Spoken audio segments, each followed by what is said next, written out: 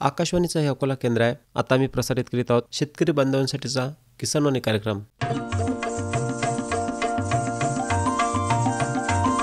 किसानवाणी किसानवाणी किसानवाणी किसानवाणी हिरव्या स्वप्नांची साध्यवाणी प्रगत योगाची वेधवाणी कृषी तंत्राची ही मंत्रवाणी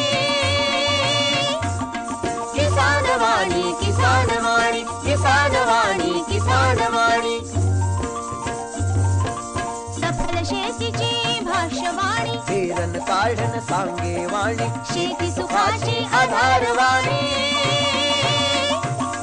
किसानवाणी किसानवाणी किसानवाणी किसानवाणी किसानवाणी किसानवाणी किसानवाणी किसानवाणी किसानवाणी किसानवाणी किसानवाणी किसानवाणी किसानवाणी किसानवाणी किसानवाणी किसानवाणी किसानवाणी किसानवाणी. भारत सरकारच्या कृषी आणि शेतकरी कल्याण मंत्रालयाच्या वतीनं प्रायोजित किसानवाणी कार्यक्रमात सादर करते सुरेश गोळे यांच्यासह मी प्रकाश नावकर आपलं मनपूर्वक स्वागत करतो.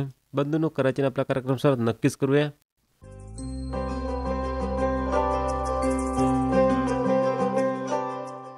कार्यक्रमात पुन्हा एकदा आपलं मनपूर्वक स्वागत. कार्यक्रमाच्या सुरुवातीला ऐकूया दैनंदिन कृषीवाणी. वाचक स्वर आहे आरती देशमुख यांचा. शेतकरी बंधू भगिनींनो नमस्कार. कृषीवाणीमध्ये आज ऐकूया प्रमुख पिकातील सापळा पिके याविषयीची माहिती. ही माहिती प्राप्त झाली आहे कृषी विज्ञान केंद्र साकोली यांच्याकडून. सोयाबीन या पिकाभोवती एरंडी या सापळा पिकाची एक ओळ बॉर्डरवर लावावी. तंबाखूची पाने खाणारे अळीचा मादी पतंग एरंडीच्या पानावर समूहाने अंडी घालते. त्यामुळे अंडीपुंज आणि प्रादुर्भावग्रस्त एरंडीची पाने नष्ट केल्याने मुख्य पिकाचे संरक्षण होते. सोयाबीन पिकाभोवती ज्वारीची ओळ लावावी किंवा पेरणीच्या वेळेस 100 ग्राम ज्वारीचे बियाणे सोयाबीन बियाण्यासोबत मिसळून पेरणी करावी. तसेच कपाशी पिकाभोवती झेंडू या सापळा पिकाची एक बॉर्डर ओळ लावावी. झेंडूच्या पिवळ्या फुलाकडे हिरव्या बोंडअळीचा मादी पतंग आकर्षीला जाऊन त्यावर अंडी घालतो. कपाशीच्या भोवती एक ओळ एरंडीची लावावी. तंबाखूची पाने खाणारी अळीचा मादी पतंग एरंडीच्या पानावर समूहाने अंडी घालतो आणि असे अंडीपुंज आणि प्रादुर्भावग्रस्त एरंडीची पाने अळ्यांच्या पुंजक्यासहित नष्ट करावीत. कपाशीच्या 10 ओळीनंतर एक ओळ चवळी किंवा मका पिकाची पेरणी करावी. मावा ही कीड चवळीवर मोठ्या प्रमाणावर येते. त्यामुळे ढालकिडा, सिरफिड माशी, क्रायसोपा इत्यादी मित्रकिडींची वाढ होते. मका, मूग, उडीद या पिकांवर मित्रकीटकांचे संवर्धन होण्यास मदत होते. तसेच तूर पिकावरील शेंगा पोखरणाऱ्या अळीच्या व्यवस्थापनाकरिता ज्वारी किंवा बाजरीची आंतरपीक म्हणून किंवा तूर पेरणीच्या वेळेस 100 ग्राम ज्वारी किंवा बाजरी बियाणे 10 किलो तुरीच्या बियाण्यासोबत मिसळून पेरणी करावी. यामुळे पक्ष्यांना बसण्यासाठी पक्षी खांबे तयार होतात आणि हे पक्षी पिकावरील किडींना टिपून नष्ट करतात. तूर पिकाभोवती झेंडू या सापळा पिकाची एक बॉर्डर ओळ लावावी. धान पिकावरील तुडतुडे, खोडकिडीच्या व्यवस्थापनाकरिता धुऱ्यावर धान पिकाभोवती झेंडू या सापळा पिकाची एक बॉर्डर ओळ लावावी. यामुळे शत्रू कीटकांवर जगणाऱ्या मित्रकीटकांचे संवर्धन होण्यास मदत होते. सोबतच मित्रकीटकांची संख्याही वाढते. तसेच कीड व्यवस्थापनाकरिता भाजीपाला पिकामध्ये झेंडू, सोप, मोहरी, कोथिंबीर, गाजर, मका, ज्वारी इत्यादी अशा सापळा पिकांची लागवड करावी. यावर मित्रकिडी, मधमाशा आकर्षिल्या जातात. सापळा पिकामुळे रासायनिक कीटकनाशकाचा वापर कमी होतो आणि भाजीपाल्याचे दर्जेदार प्रतवारीसहित उत्पादन मिळते. शेतकरी बंधूंनो, आत्ताच आपण ऐकली प्रमुख पिकातील सापळा पिके याविषयीची माहिती. ही माहिती प्राप्त झाली होती कृषी विज्ञान केंद्र साकोली यांच्याकडून. आताच आपण दैनंदिनी कृषीवाणी ऐकलीत. वाचक स्वर होता आरती देशमुख यांचा. अरे अरे अरे क्या कर रहा है? इधर इधर इधर हम बोल रहे हैं तेरे बीजू का. उतला बोल रहा है? हाँ, पक्षियों से तो हम खेत को बचा लेते हैं पर इन घातक रसायनों से कैसे बचाएं? मतलब?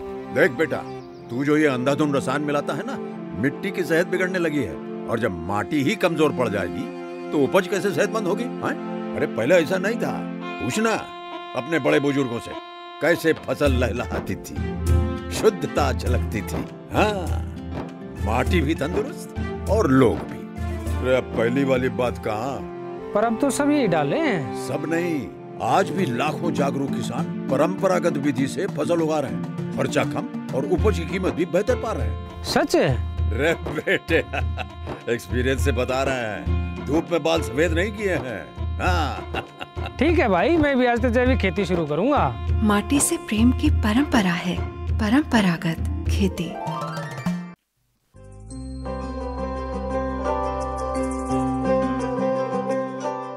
शेतकरी बंधूंनो, प्रश्न तुमचे उत्तर आमचे या कार्यक्रमाचा आजचा विषय आहे खरीप पिकांसाठी सूक्ष्म अन्नद्रव्य आणि खतांचं नियोजन।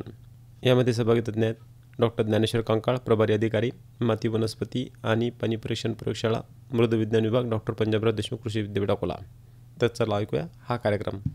शेतकरी बंधूंनो, आज आहे मंगळवार आणि तुम्ही वाट पाहतात आपल्या आवडीच्या कार्यक्रमाचे, अर्थातच प्रश्न तुमचे उत्तर आमचे या कार्यक्रमाचे।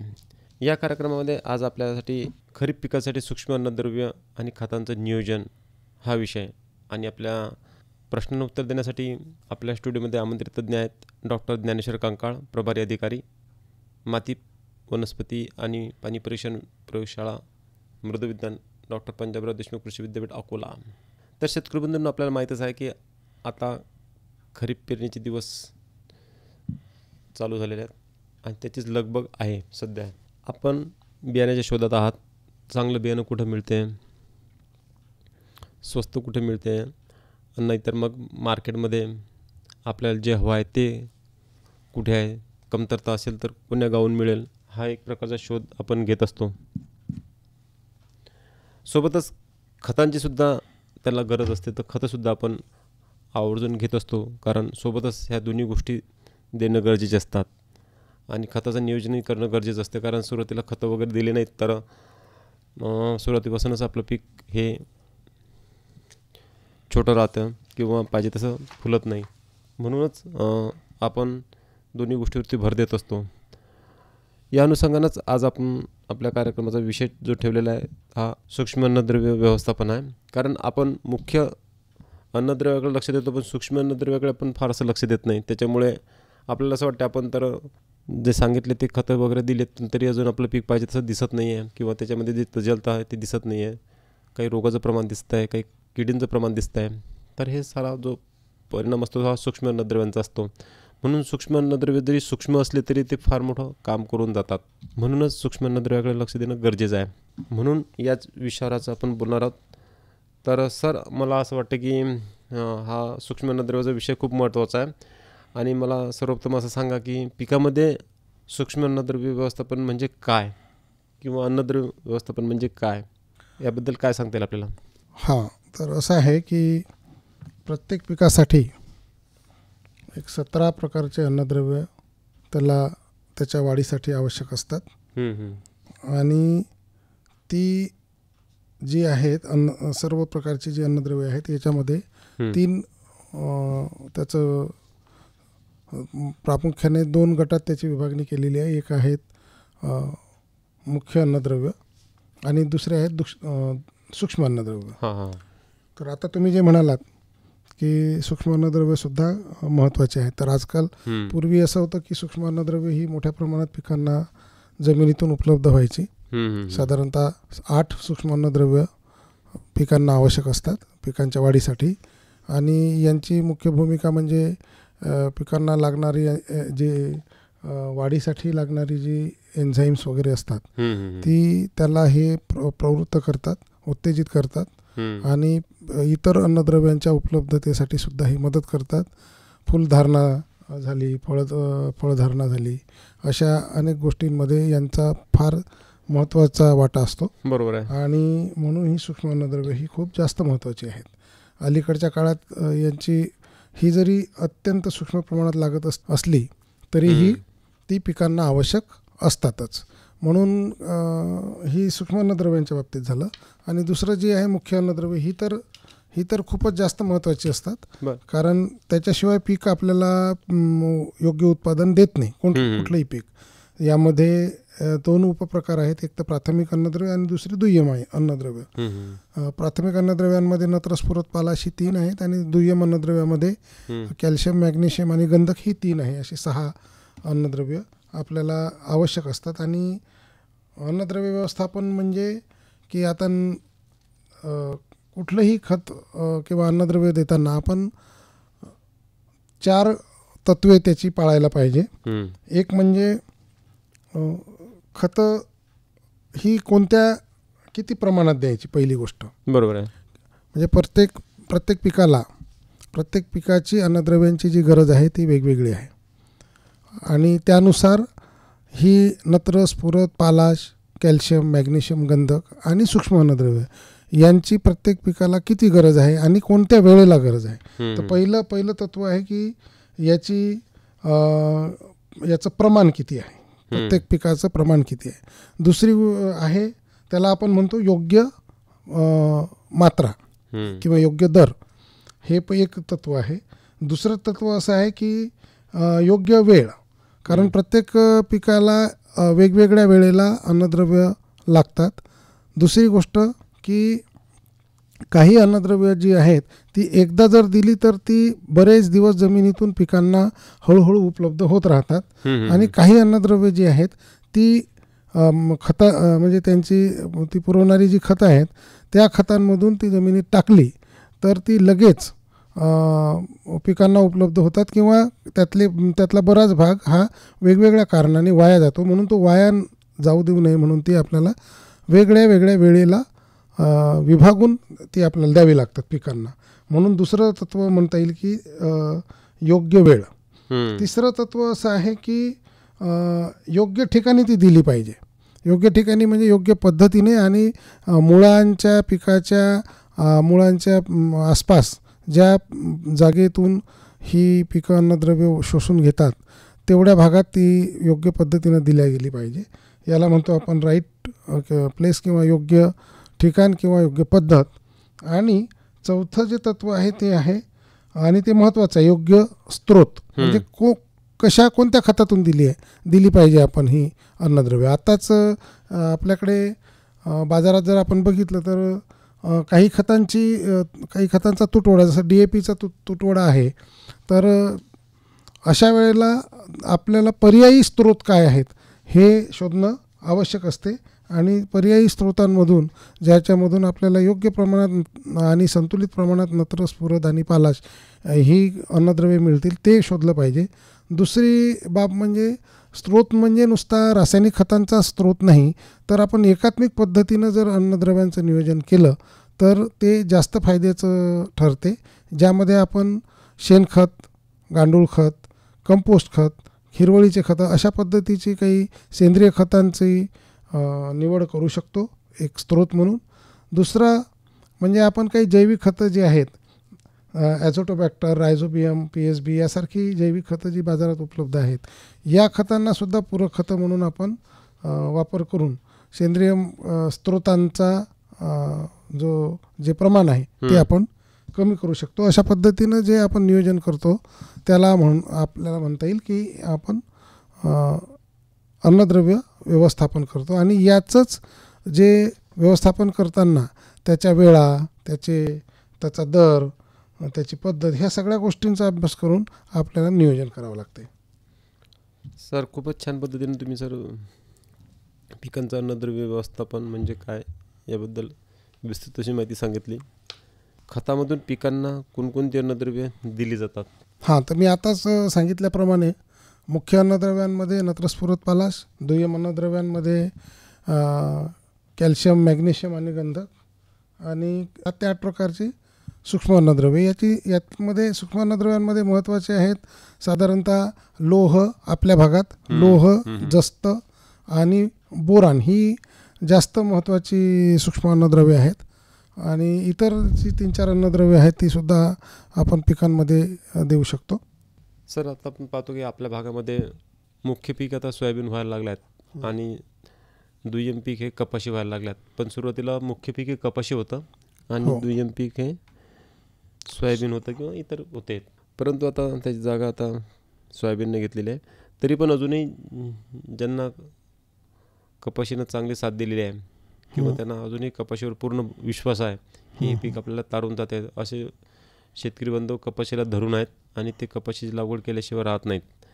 तर कपाशी म्हटलं की खत व्यवस्थापन हे गरजेचं आहेच, कारण कपाशी हे बरोबर. म्हणजे खूप दिवस आपल्या शेतामध्ये राहणारं पीक आहे. तर त्या कपाशीला खत व्यवस्थापन सुरुवातीपासून कसं करावं, तर त्याबद्दल आपल्याला काय सांगता येईल? तर कपाशीला मी पुन्हा सांगतो की आपण एकात्मिक पद्धतीनं जर खत व्यवस्थापन केलं तर खूप चांगले परिणाम आणि चांगलं उत्पादन आपल्याला मिळू शकते. त्यामध्ये सगळ्यात पहिल्यांदा खत व्यवस्थापनाचं सगळ्यात पहिली बाब म्हणजे तुम्हाला भर खतं देणं आवश्यक आहे. भर खतं म्हणजे सेंद्रिय खतं देणं आवश्यक आहे. आणि ही सेंद्रिय खतं कुठलीही शेणखत झालं, गांडूळ खत झालं, कंपोस्ट खत ही आपण देऊ शकतो. तर बागायती कपाशीला साधारणतः एकरी 2 टन कुठलंही कुजलेलं चांगलं कंपोस्ट खत, शेणखत आपण देऊ शकतो. किंवा 2 टन म्हणजे जवळपास 2 ते 3 ट्रॉली आपल्याला हे खत देता येईल. आणि हे पेरणीच्या आधी चांगलं एखाद महिना आधी साधारणतः 15 दिवस ते 1 महिना आधी आपण शेतामध्ये फेकून चांगलं मिसळून द्यायचं आहे. आणि दुसरी गोष्ट, आपण रासायनिक खताच्या ऐवजी कपाशीला ॲझोटोबॅक्टर आणि किंवा ॲझोस्पिरिलम हे नत्र स्थिर करणारं किंवा नत्र स्थिरीकरण करणारं खत आहे, जैविक खत आहे.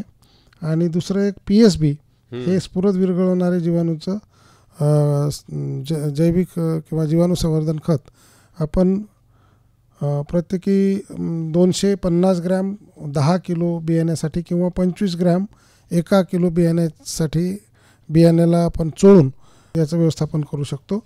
आणि आता महत्त्वाचा प्रश्न म्हणजे कपाशीला रासायनिक खतांचं व्यवस्थापन. तर हे करत असताना आता आपल्या विदर्भामध्ये जर आपण बघितलं तर कपाशी ही बीटी आणि बगर बीटी घेतल्या जाते, पण बगर बीटीचा काही तेवढं क्षेत्र नाही आहे. तर बीटीच्या बाबतीत आपण विचार केला पाहिजे. आणि बीटी ही 2 प्रकारे घेतली जाते, एक तर बागायती आणि दुसरी कोरडो. बागायती पद्धत म्हणजे कशी आहे की ज्या लोकांकडे पाण्याचा खंड पडला तर पाणी देण्याची ओलीत करण्याची सोय आहे त्याला आपण बागायती कपाशी म्हणतो. आणि बागायती कपाशी ही हिला जास्त प्रमाणात अन्नद्रव्य लागतात कोरडवाहू कपाशीच्या तुलनेत. सर, आता जाता जाता मला सांगा की बरेच शेतकरी बांधव आता फवारणीवरती लक्ष केंद्रित करतात.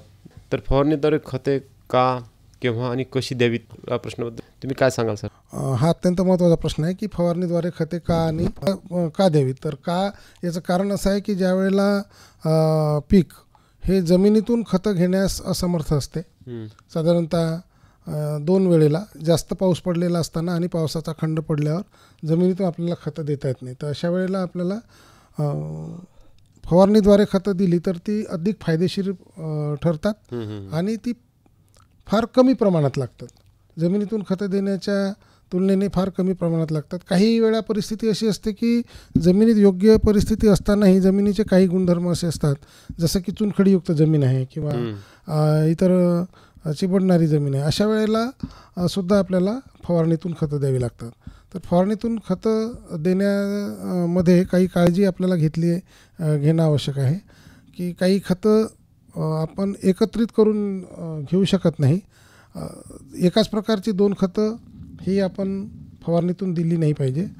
आणि आवश्यक त्या प्रमाणातच आपण ती मिसळली पाहिजे. थोडंसंही प्रमाण जास्त जर झालं या अशा खतांचं फवारणीतून देताना, फवारणीतून आपण साधारणतः पाण्यात विरघळणारी खतच देतो, तर प्रमाण जर थोडं फार जरी जास्त झालं तर उभं पीक करपून जाण्याची शक्यता दाट असते आणि शेतकरी बांधवांचं नुकसान होऊ शकते. म्हणून फवारणीतून खतं देताना ह्या 2-3 गोष्टी आपण प्रामुख्यानं लक्षात ठेवल्या पाहिजे.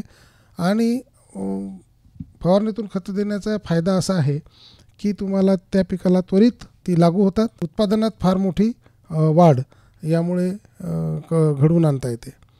आता कोणती खतं द्यायची त्याचं मी थोडक्यात सांगतो की साधारणतः सोयाबीनच्या बाबतीत जर आपण विचार केला तर साधारणतः पेरणीनंतर 50 ते 55 दिवसांनी युरिया 200 ग्रॅम 10 लिटर पाण्यात मिसळून जर दिला तर त्याचा फायदा होतो.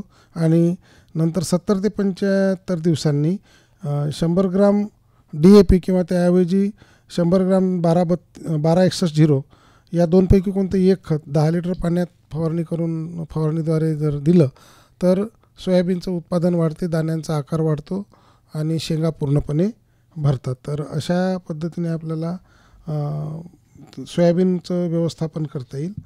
कपाशीमध्ये सुद्धा फवारणीद्वारे खते देऊन चांगला फायदा आपल्याला घडवून आणता येतो.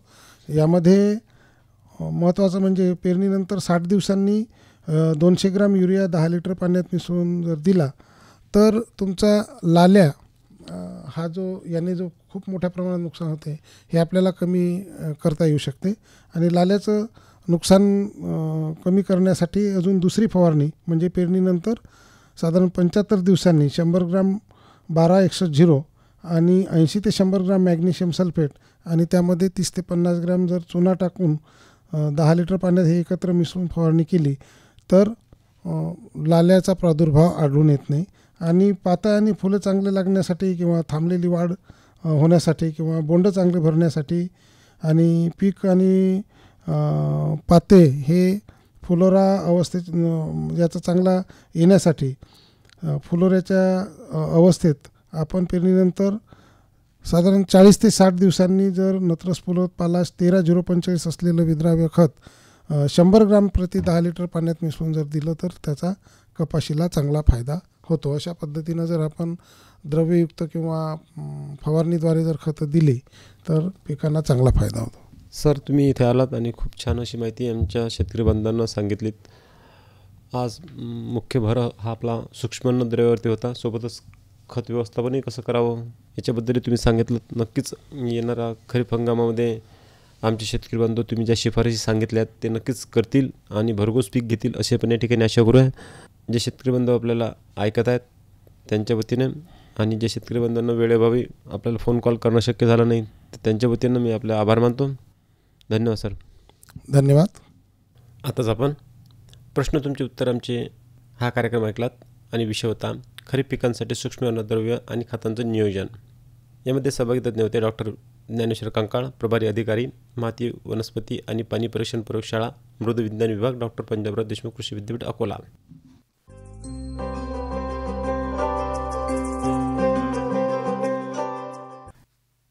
आता ऐकूया कृषी उत्पन्न बाजार समिती अकोला यांच्याकडनं प्राप्त आजचे शेतमालाचे बाजारभाव. हे बाजारभाव प्रति क्विंटलमध्ये असून कमीत कमी आणि जास्तीत जास्त अशा स्वरूपाचे आहेत. ज्वारी लोकल 1600 रुपये ते 2585 रुपये, आवक 361 क्विंटल. गहू लोकल 2425 रुपये ते 2730 रुपये, आवक 141 क्विंटल. उडीद 6300 रुपये ते 6300 रुपयेच, आवक 4 क्विंटल. मूग 5535 रुपये ते 6590 रुपये, आवक 179 क्विंटल. तूर 6000 रुपये ते 6880 रुपये, आवक 1113 क्विंटल. हरभरा 5000 रुपये ते 5590 रुपये, आवक 1467 क्विंटल. तीळ 7700 रुपये ते 8300 रुपये, आवक 17 क्विंटल. मका 1480 रुपये ते 1480 रुपयेच, आवक 5 क्विंटल. आणि सोयाबीन 3805 रुपये ते 4355 रुपये, आवक 1440 क्विंटल. शेतकरी बंधूंनो, आताच आपण कृषी उत्पन्न बाजार समिती अकोला यांच्याकडनं प्राप्त आजच्या शेतमालाचे बाजारभाव ऐकलेत. हे बाजारभाव प्रति क्विंटलमध्ये असून कमीत कमी आणि जास्तीत जास्त अशा स्वरूपाचे होते.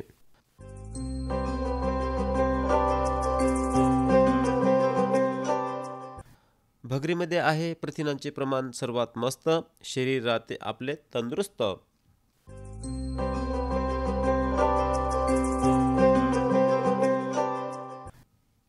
नाचणीमध्ये आहे सर्वात जास्त कॅल्शियम, राहील हाडे मजबूत तर काय करेल यम.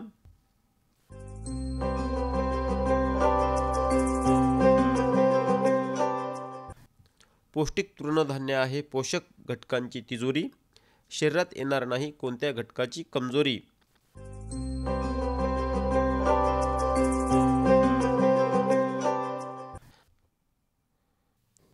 भरड धान्यातील गुणधर्म.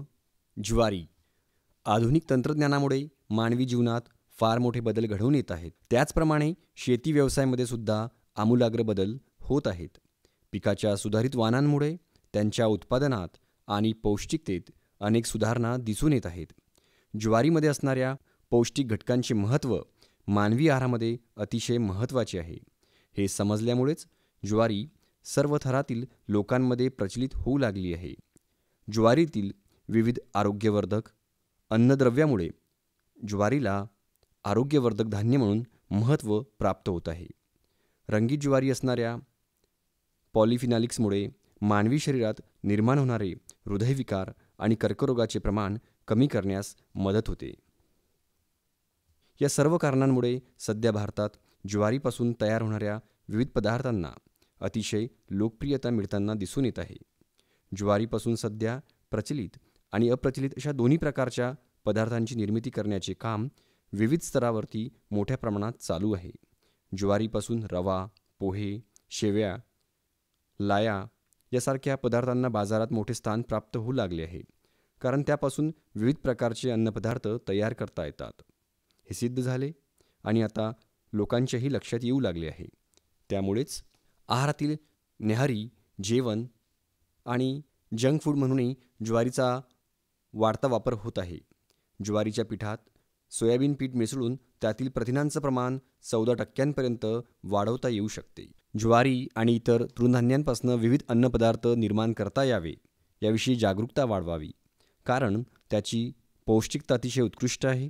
हे त्यातील प्रथिने, तंतुमय पदार्थ, खनिज पदार्थ आणि जीवनसत्व यांच्या प्रमाणाने सिद्ध झालेले आहे. मनुष्याच्या पचनसंस्थेमध्ये ज्वारी आणि इतर तृणधान्य सावकाश आणि हळुवारपणे पचवली जातात. ज्वारीत असणाऱ्या स्टार्चचं विघटन हळुवारपणे होते. सहज पचनाच्या या गुणधर्मामुळे मधुमेह आणि लठ्ठपणा हे विकार असणाऱ्या लोकांना याचा चांगला उपयोग होऊ शकतो. भरड धान्यातील गुणधर्म बाजरी. आहाराच्या दृष्टीने बाजरी हे अत्यंत महत्त्वाचं तृणधान्य आहे. गेल्या काही वर्षात विकसित आणि विकसनशील देशांमधील लोकसंख्या पाहता अन्नधान्याची गरज आणि त्याची कमतरता यासाठी मुख्य तृणधान्य पिकांची जागा ज्वारी, बाजरी या पिकांनी घेतली आहे. जगातील लाखो गरीब आणि गरजू लोकांचे बाजरी हे प्रथिनं आणि ऊर्जा पुरवणारे धान्य म्हणून उपयुक्त ठरत आहे. पोषणयुक्त घटकाशिवाय बाजरीत तेलसुद्धा असते. बाजरीच्या धान्यापासून मद्यनिर्मितीसुद्धा होऊ शकते. बदलत्या जीवनशैलीत शहरी भागातील ग्राहकांना उपयोगी सर्व तृणधान्य मध्ये जास्तीची ऊर्जा देणारी बाजरी असल्याने थंडीच्या दिवसात लोक बाजरी जास्त खातात. बाजरीत सल्फरयुक्त अमिनो ॲसिड असल्याने लहान मुलं आणि गर्भवती मातांसाठी बाजरी अतिशय उपयुक्त आहे. अलीकडच्या काळात बेकरीच्या पदार्थांचा आहारात मोठ्या प्रमाणावरती समावेश केल्याने लहान मुलांमध्ये बद्धकोष्ठता, पोट साफ न होणे यासारखे आजार बळावलेले दिसतात. त्याचप्रमाणे महिलांमध्ये हिमोग्लोबिनचं प्रमाण कमी होणे, आहारात गव्हाचे प्रमाण सातत्याने केल्यास ग्लुटेनची ॲलर्जी उद्भवणे अशा समस्या टाळण्यासाठी आहारात बाजरी पिकाचा वापर करणे खूप हिताचे ठरते. भारतीय खाद्यपदार्थांमध्ये बाजरीच्या पिठाची भाकरी किंवा धपाटे म्हणजेच थालीपीठ हा मुख्य पदार्थ आहे. गव्हाच्या पिठाबरोबर मिसळून वापरता येऊ शकते. यामुळे प्रथिनांची उपलब्धता वाढते. रंग, स्वाद सुधारल्याने बेकरीमध्ये त्याचा वापर वाढण्यास मदत होईल. पिवळसर बाजरीमध्ये कॅरोटीन, अजीवनसत्व अधिक प्रमाणात असतात. पारंपरिक पद्धतीचा वापर करून चवदार पापडी, गोड तिखट, सांगळे यासारखे पदार्थ तयार करता येतात. याशिवाय बाजरीपासून पातळ कडक भाजलेल्या भाकरी देखील चवदार लागतात. अशा भाकरी आणि भाजी मराठवाड्यातील लातूर, उस्मानाबाद जिल्ह्यात मोठ्या आवडीने खाल्ल्या जातात.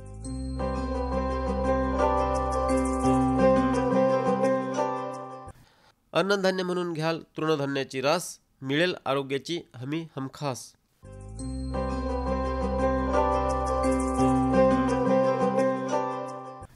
शेत तिथे पौष्टिक तृणधान्याची शेती, राही आरोग्याची चाबी हाती.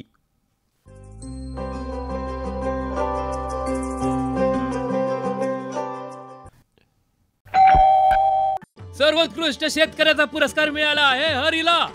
हरी आता आपल्या सर्वांना सांगतील आपल्या यशाचं रहस्य. माझ्या शेतकरी बंधू आणि भगिनींनो, आपणही आपल्या शेतात चांगलं पीक घेऊ शकता. ते कसं? बस जेव्हा काही समस्या असेल तेव्हा लगेच लावा हा नंबर 1800-180-1551. हा कोणाचा नंबर आहे भाऊ? शेतकरी कॉल सेंटरचा, जिथे तज्ञ आपल्याला शेतीच्या समस्येवर तोडगा सांगतील लगेच. अहो भाऊ, तज्ञ सारा वेळ थोडाच मिळणार आहे. नक्की मिळेल हो भाऊ. वर्षाचे 365 दिवस मिळेल, ते देखील सकाळी 6 ते रात्री 10 वाजेपर्यंत. पण भाऊ, जास्त वेळ बोलू तर पैसे खूप लागतील. अजिबात पैसे नाहीत. मोबाईलनं किंवा दुसऱ्या फोननं शेतकरी कॉल सेंटरला मोफत कॉल करा. सल्ल्याचेही पैसे नाहीत. 16 आणि खरं. शेतकरी बंधूंनो, शेतीच्या समस्यांवर आपल्या भाषेत लगेच उपाय मिळवण्यासाठी भारतात कोणत्याही फोननं राष्ट्रीय हेल्पलाईन नंबर 1800-180-1551 वर मोफत संपर्क साधा. शेतकऱ्यांचा मित्र शेतकरी कॉल सेंटर. बंधूंनो, याबरोबरच आजच्या आपल्या कार्यक्रमाची सुद्धा वेळ संपली आहे. तेव्हा प्रकाश नावकारला दराजा नमस्कार. आताच आपण भारत सरकारच्या कृषी आणि शेतकरी कल्याण मंत्रालयाच्या वतीने प्रायोजित किसानवाणी कार्यक्रम ऐकला, तर सादर करत होते सूरज गोळे.